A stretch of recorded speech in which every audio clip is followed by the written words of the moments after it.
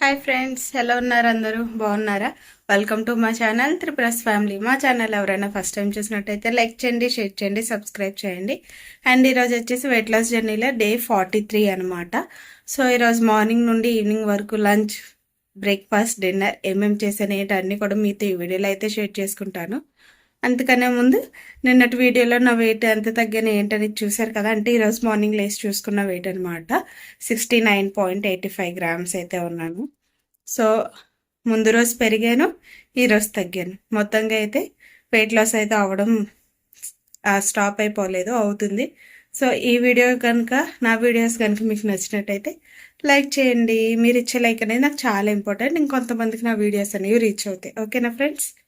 ఇంక ఈరోజు మార్నింగ్ లేసి వెయిట్ చెక్ చేసుకుంటా 69.85 గ్రామ్స్ అయితే ఉన్నాను అనమాట. సో ముందు రోజుకి ఈ రోజుకి అయితే 200 గ్రామ్స్ అయితే తగ్గాను అనమాట. చాలా హ్యాపీ అనిపించింది. ఇంకా వెయిట్ చెక్ చేసుకున్న తర్వాత నా మార్నింగ్ రొటీన్ అయితే గ్రీన్ టీ తాగాను అనమాట. సో ఇక్కడ నేను గ్రీన్ టీ అయితే మరబెట్టుకుంటున్నాను. ఇది ఫ్యాట్ లాస్కి మంచిగా హెల్ప్ అవుతుంది. సో నార్మల్ టీ కాకుండా ఇలా గ్రీన్ టీ నా ఒకదానికి కాబట్టి గ్రీన్ టీ అయితే తీసుకుంటున్నాను. అండ్ ఆఫ్టర్ 10 o'clock అయితే నేను ఇక్కడ చియా సీడ్స్ వాటర్ అయితే నానబెట్టుకున్నాను అనమాట. సో ఈ బాటిల్లో అయితే 750 ml వాటర్ అయితే వస్తుంది. అది నాకు ఎలా అంచనా అంటే, సో నేను ఎప్పుడో గ్లాస్ అయితే మెజర్మెంట్గా పెట్టుకుంటాను. ఎవ్రీడే నేను అదే గ్లాస్తో 4 liters వాటర్ అయితే తాగుతాను అనమాట. సో ఈ గ్లాసే అది.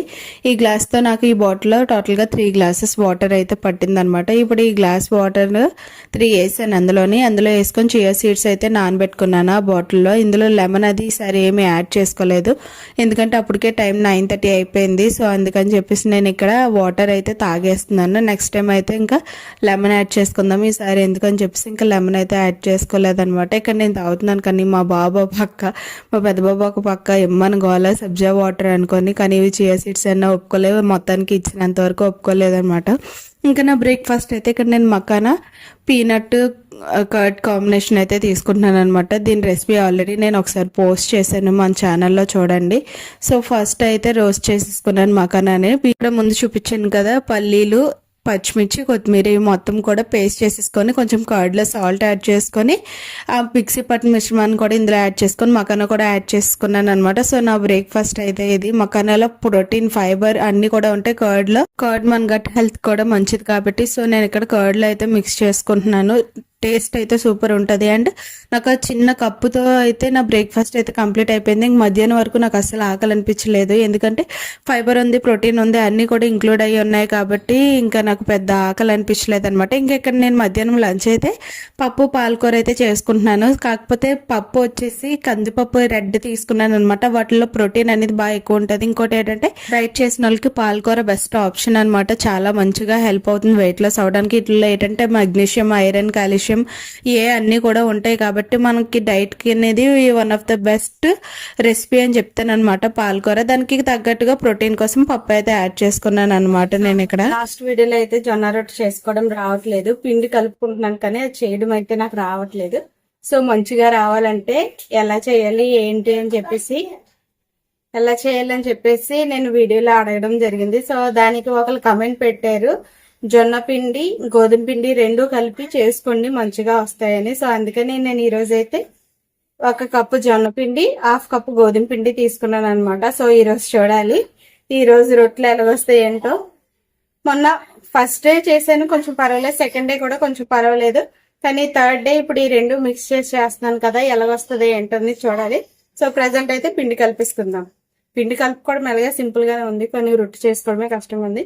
రొట్టె అది చేసుకున్న తర్వాత ఎలా వచ్చింది ఏంటి అనేది మీకు చూపిస్తాను కదా. ఈసారి గోధుమ పిండి, జొన్న పిండి రెండు కూడా యాడ్ చేసుకొని రొట్టెలు అయితే చేసుకున్నాను, కానీ ఎప్పటిలాగే వచ్చాయన్నమాట. సో ఏదైతే ఏముంది తినడానికి కదా, షేప్తో సంబంధం లేదని చెప్పేసి ఇంకైతే నేను ఇక్కడ సాటిస్ఫాక్షన్ అయిపోయాను అనమాట.